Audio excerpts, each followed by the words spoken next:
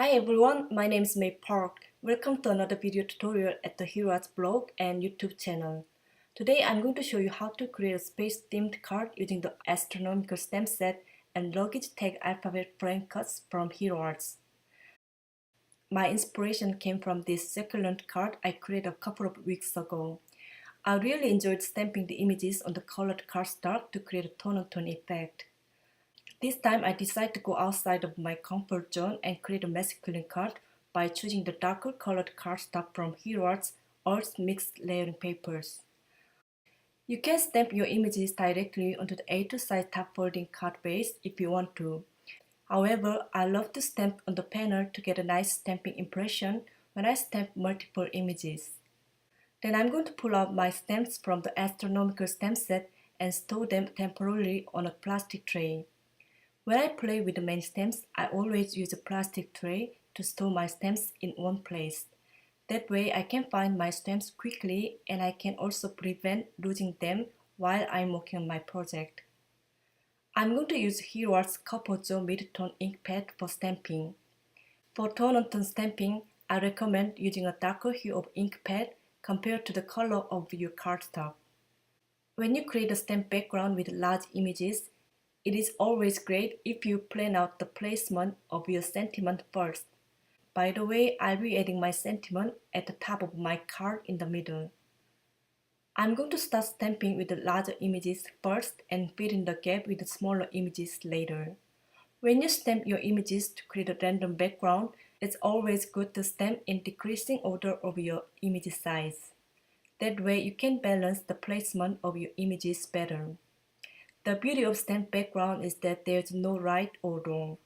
You can combine any stamp set you may already have as long as they have a similar style of outlines.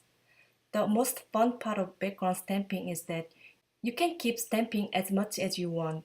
It depends on where you stop stamping, you can create a slightly different look of the background. Now I'm going to turn on some music and speed up the stamping process. I'll be back once I'm done stamping.